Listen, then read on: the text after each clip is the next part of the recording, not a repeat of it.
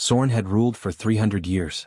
He had sat on his throne through wars, through famines, through the rise and fall of kingdoms that no living creature remembered anymore. He had seen noble lords come and go, watched bloodlines end and new ones begin, and through all of it he had remained, still, patient and unchanging as the mountain his hall was carved into. The hall itself was massive.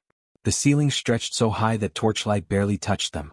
The stone walls were carved with the names of every ruler who had come before Sorn, going back so far that the oldest names had worn smooth and could no longer be read. The floor was dark granite, polished by centuries of footsteps, and along both sides of the great room stood the noble lords of his land, each one dressed in their finest, each one waiting for their moment to step forward and offer their tribute. It was a long ceremony. It always was.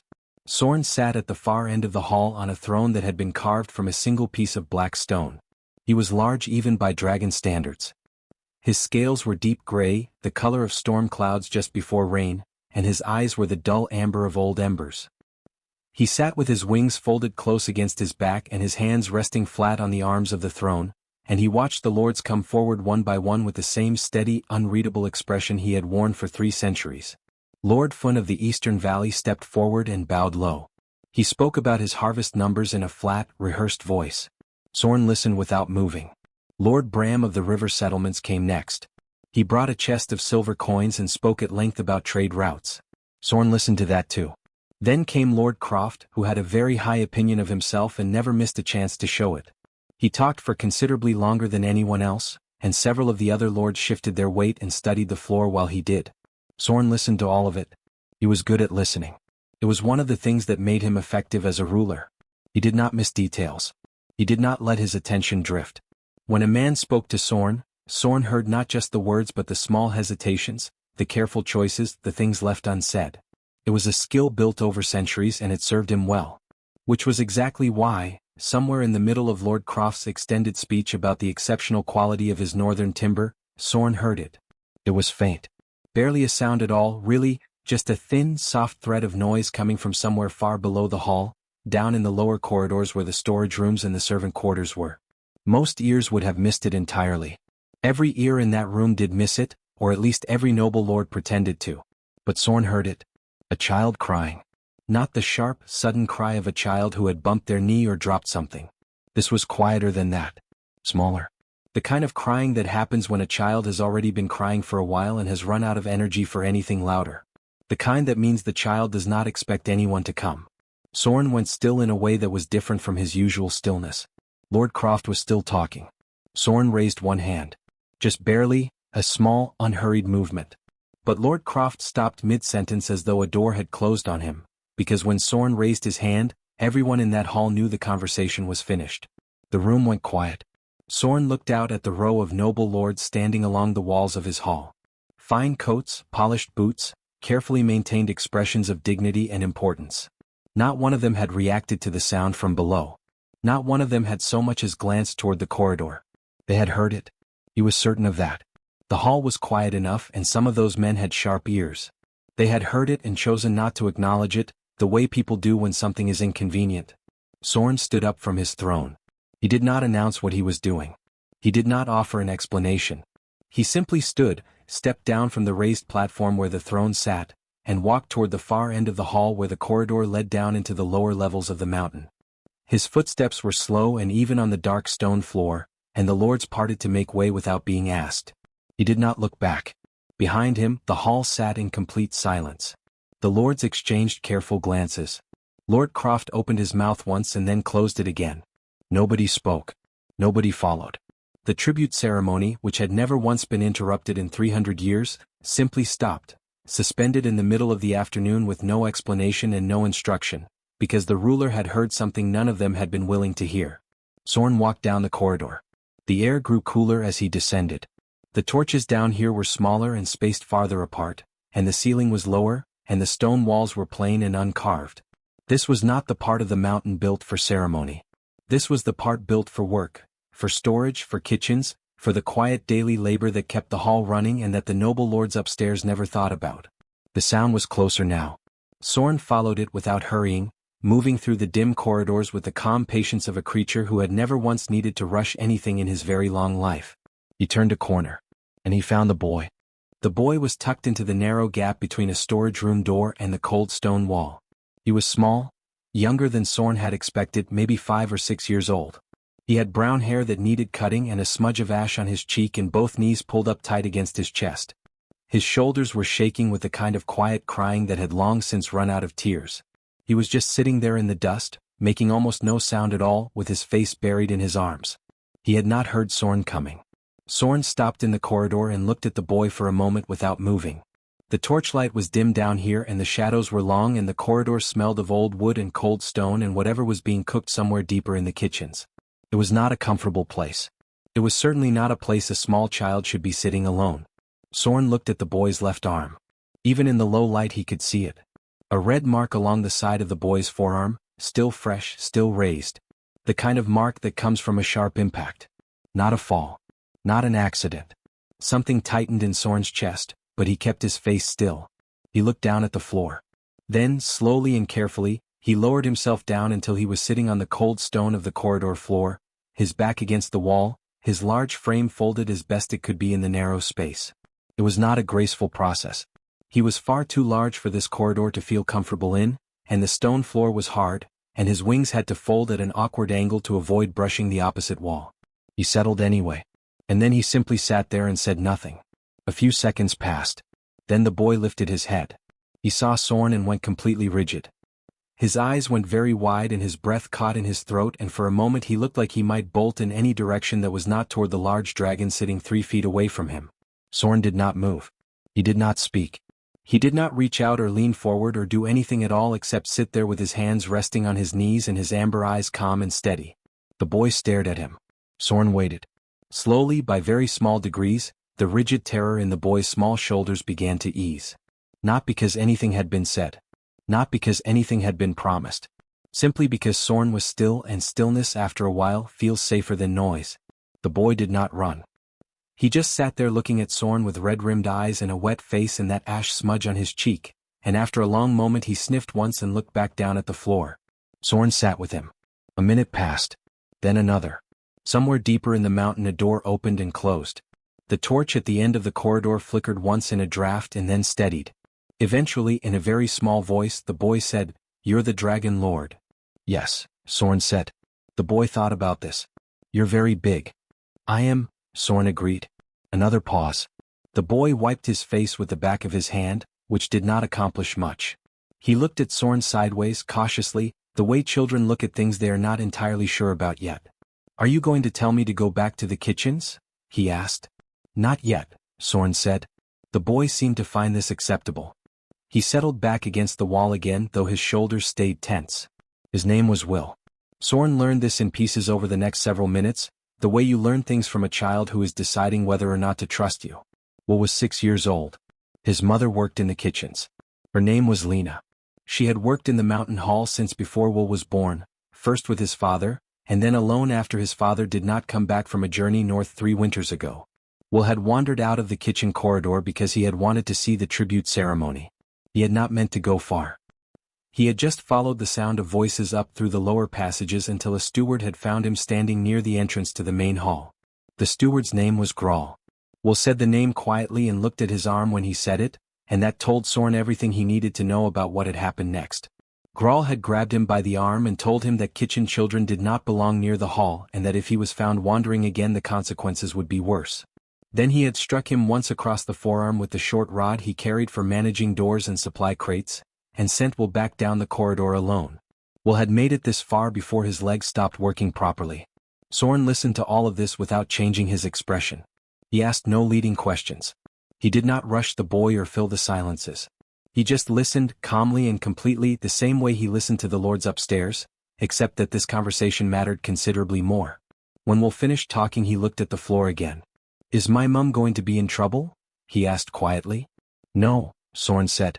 "Are you sure?" "Yes." Will looked at him for a long moment. Then some last remaining tension went out of the boy's small frame, and he leaned very slightly, just barely, just enough to be noticeable, against the wall beside Sorn. He stopped trembling. Sorn stayed exactly where he was. Sorn walked back up the corridor alone. He had stayed with Will until the boy's mother had come. That had taken a little while. One of the younger kitchen workers had gone to find Lena, and she had arrived at a near run, wiping her hands on her apron, her face tight with the particular fear that mothers carry when someone tells them their child needs them and does not explain why. She had stopped short when she saw Sorn sitting on the corridor floor beside her son. Sorn had simply looked at her and said, "He is not hurt badly. He is safe now." Lena had gone to Will immediately, dropping to her knees and pulling him close, checking his arm with careful hands and speaking to him in a low voice that Sorn did not try to hear. Will had let himself be held without protest, which meant he had needed it badly. Sorn had stood quietly and left them there together. Now he walked back up through the lower corridors toward the main hall, and the expression on his face was the same calm, unreadable expression it always was. His pace was steady. His breathing was even. Nothing about him from the outside suggested anything other than a ruler returning from a brief and unremarkable absence. But inside something was burning. Not loudly.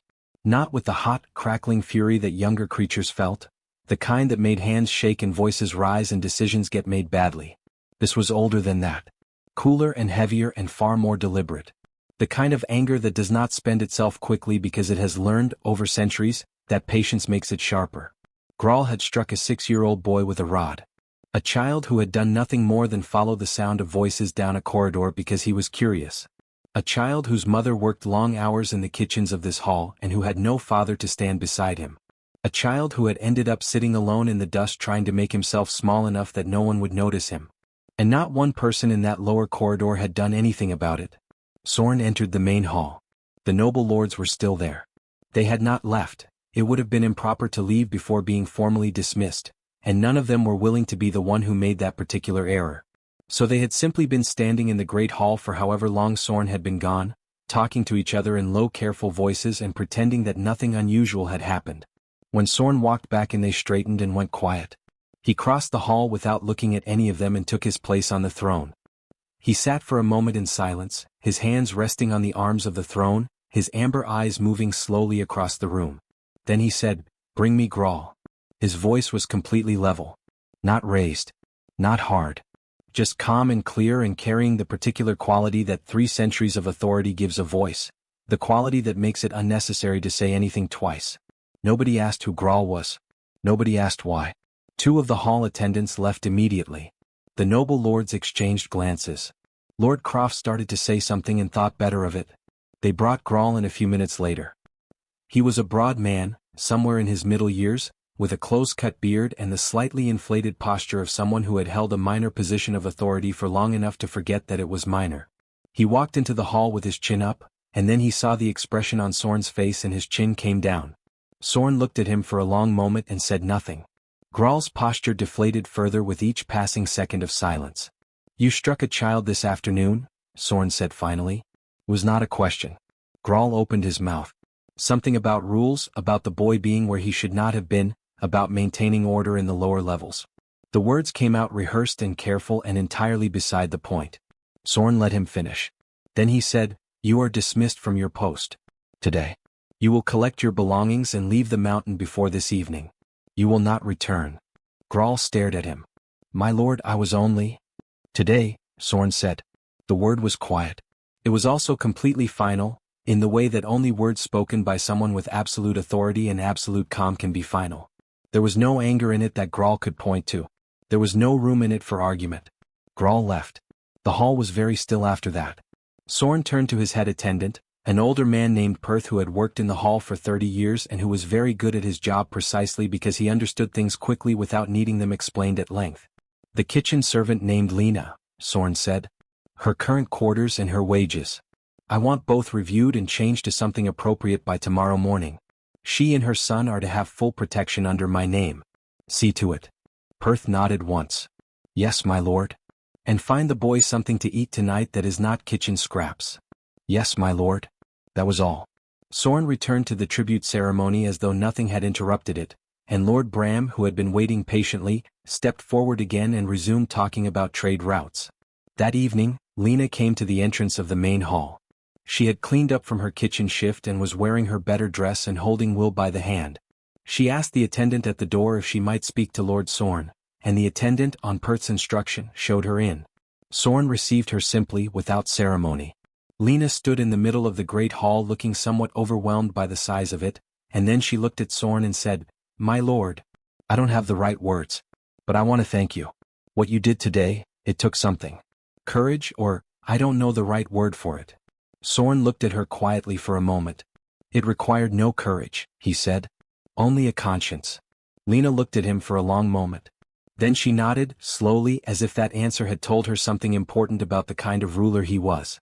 Will, standing beside her, gave Sorn a small and very serious wave. Sorn inclined his head in return.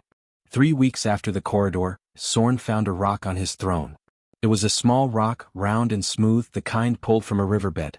Someone had painted it, carefully, in the way that a 6-year-old is careful, which is to say with great sincerity and limited accuracy. There were 2 shapes on it. One large and gray. One small and brown. They were standing next to each other. Sorn picked it up and looked at it for a long time. He set it on the wide stone ledge beside his throne, in the corner where it would not be moved, and he sat down and said nothing about it to anyone. Perth noticed. Perth noticed most things. But he was a wise enough man to keep his observations to himself. It had started simply enough. A few days after Lena and Will had moved to their new quarters, a proper room on the east side of the lower level, warm and dry with a window that caught the morning light, Sorn had walked past the corridor on his way to the lower stores to check on a supply report. He had not planned to stop. He had stopped anyway. Will had been sitting outside the door drawing on a flat piece of slate with a piece of chalk. He had looked up when Sorn's shadow fell over him and said, with complete confidence, "I'm drawing a horse." Sorn had looked at the slate. "I see," he said. It looked nothing like a horse. It looked like a circle with 4 lines under it and something that might have been a tail or might have been a blade of grass. But Will was looking at it with the focused pride of an artist who is entirely satisfied with his work, so Sorn said nothing about that. "Can you draw?" Will asked. "No," Sorn said. Will considered this seriously. "I could teach you. Perhaps another time," Sorn said. He had stayed for 11 minutes. He knew this because Perth had been timing his absence from a scheduled review of the Eastern Boundary reports and had mentioned it afterward in the very careful tone of a man choosing his words with great precision. Sorn had looked at Perth and Perth had dropped the subject immediately. The visits became a pattern without anyone deciding they would. Every few days Sorn found himself in that part of the lower level. Not always for long. Sometimes just a few minutes, long enough to see that Will was well, long enough to hear whatever Will had decided was the most important thing to say that day, which ranged from observations about beetles to detailed accounts of what cook Marin had made for lunch and whether it had been good or merely acceptable. Will had opinions. Strong ones, clearly held, delivered with the absolute confidence of someone who had not yet learned that the world sometimes pushes back. Sorn found this remarkable. He had spent 3 centuries surrounded by lords and advisors and officials who weighed every word before they said it, who considered angles and implications and how a thing would land before they opened their mouths. It was necessary in governance. It was also, Sorn was beginning to realize, quietly exhausting in a way he had never had language for before. Will said exactly what he thought the moment he thought it. He told Sorn that gray was a good color. He told Sorn that his wings looked like they would be useful in rain. He told Sorn once, with great gravity, that he had a loose tooth and would Sorn like to see it, and then showed him before Sorn had answered. He asked questions that nobody else ever asked. Not about policy or territory or ancient history, those things did not interest Will at all. He asked whether Sorn got cold at night. He asked if dragons dreamed. He asked once, very quietly, whether Sorn had ever been lonely. That question had sat in the air for a moment. Sorn had looked at the boy and said, "Yes." For a long time. Will had nodded, satisfied, as though that confirmed something he had already suspected. Then he had gone back to his drawing. The gifts continued alongside the visits. After the painted stone came a drawing, Sorn and Will again, this time standing in what appeared to be a field, though it could also have been a ceiling. Then a wildflower, left on the ledge outside the main hall with a pebble on top to keep it from blowing away. Then a small piece of ribbon tied into a knot that Will explained, with great seriousness, was a sailor's knot. He had learned it from one of the kitchen workers and considered it very important knowledge. Sorn kept all of it. The stone remained on the ledge beside his throne. The drawing was placed inside the record room in a flat drawer where the old maps were kept, where it would stay dry and flat. The flower had dried out but Sorn had not thrown it away. The knotted ribbon sat beside the stone on the ledge. The court noticed. It was impossible not to. The lords who came for audiences could see the painted stone clearly from where they stood. Lord Croft had stared at it for nearly an entire meeting before catching himself. Lord Finn had asked Perth about it with studied casualness, and Perth had told him with equal casualness that it was a personal item of the Lord's and left it at that. Nobody said anything directly to Sorn. That would have required a kind of bravery that political men do not often have. But the hall felt different. Something in the quality of the air inside it had shifted in a way that was hard to name. The ancient ruler who had sat in that hall for 3 centuries had always been respected. He had been considered fair. He had been, by most measures, good. But he had never been warm. Something was changing. Even the stone walls of the hall seemed to notice it, in the way that very old places notice things, slowly, quietly, without any fuss. On the day that Will fell asleep waiting outside the hall and Sorn came out to find him curled on the bench with his cheek on his hands, Sorn stood there for a long moment looking at the boy. Then he took off the heavy gray cloth he wore over his shoulders on formal days and laid it over Will very carefully so as not to wake him. He went back inside. Perth, who had seen the whole thing from the doorway, turned away and found something very important to look at on the other side of the room. It happened quietly, the way most important things did when Sorn was involved. There was no grand announcement. No ceremony planned in advance. No formal occasion that anyone had been building toward. It happened on an ordinary evening in late autumn, when the mountain winds had started coming in cold through the upper passages and the torches burned a little lower than usual against the draft. Sorn had called Lena to the hall after supper. She came the way she always did now, without the stiffness she'd carried that first evening, without the careful formal posture of a servant entering a ruler's space. She had loosened somewhat over the months. Not all the way, but enough. She stood in the middle of the great hall and waited, and Will stood beside her holding her hand, because Will went most places Lena went and nobody had ever suggested otherwise. Sorn looked at them both for a moment from his throne. Then he stood up and came down from the platform and stood before them on the floor, which he did not do for noble lords or visiting dignitaries or anyone else who came to this hall with business. Lena noticed. Her expression shifted slightly. Sorn said, "I would like to speak plainly." "You always do," Lena said, and then looked briefly as though she had surprised herself by saying it out loud. The corner of Sorn's mouth moved. It was a very small movement. On anyone else it would have been nothing. On Sorn it was the equivalent of a wide smile. "I have been thinking," he said, "about what this hall is. What it has been for a very long time." He paused. "It has been many things. A seat of governance. A place of ceremony. A building full of people doing their work and then going home to their lives." Another pause. "It has not, for a very long time, been a home." Lena was watching him carefully. "I would like to change that," Sorn said. "If you are willing." He explained it simply and without decoration. He wanted Lena and Will to be recognized formally as part of his household. Not as staff.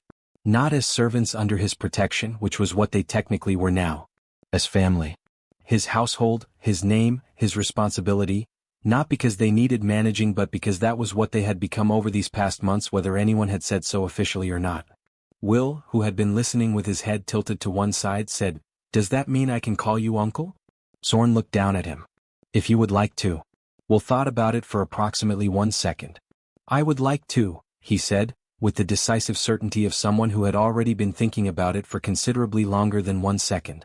Lena laughed. It was a short sound, surprised out of her, and she pressed her hand over her mouth right after. Her eyes were bright in the torchlight.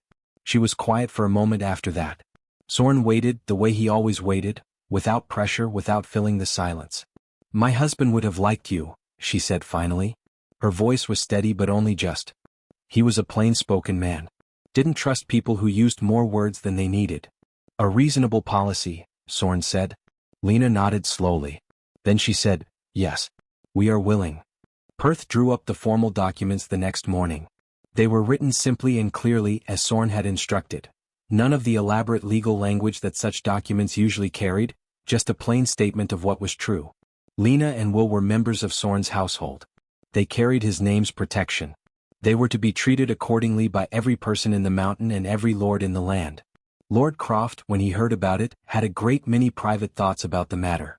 He kept all of them entirely to himself. The months that followed settled into something that none of them had a word for but all of them recognized. It was not loud. It did not announce itself. It was just the texture of daily life in the hall changing in small ways that added up to something large. Will learned to read in the record room, sitting at the big table under the window with old Perth helping him sound out words from a history of the mountain that was 400 years old. He decided history was mostly interesting with some very boring parts about grain storage that he skipped. Perth pretended not to notice. Lena moved from the kitchens to a different role, managing the household accounts, which she turned out to have a genuine talent for. Numbers settled under her hands the way dough settled under a baker's, naturally without force. She found a rhythm in the work that she had not found in anything since her husband had gone, and the rhythm was good. And Sorn changed in ways that were hard to measure because they were not the kinds of changes that show up in records or reports. He laughed sometimes now. Rarely and quietly, and usually because Will had said something that landed sideways in a way no one had expected. But it happened. Perth had witnessed it on 4 separate occasions and had privately lost count of the smaller moments. He sat differently on his throne. Not slouched, nothing so dramatic as that. Just slightly less like a man braced permanently for difficulty. He answered questions differently too. There was something underneath his words now that had not been there before. Not softness exactly. Something more like depth. Like a well that had finally been filled after a very long dry season. One evening near the end of winter, Will climbed up and sat beside Sorn on the wide arm of the throne, which was technically large enough to function as a bench for a 6-year-old, and leaned against Sorn's arm and said, "Uncle Sorn." "Yes," Sorn said. "I'm glad you came down the corridor." Sorn was quiet for a moment. Outside the mountain the winter wind moved through the passes and the torches in the hall burned low and warm. "So am I," he said. And that was the whole of it really. A ruler who had governed for 3 centuries had needed no war, no great trial, no moment of legendary courage to finally understand what ruling was truly for. He had only needed to hear a child cry. And to be the kind of creature who could not walk past it.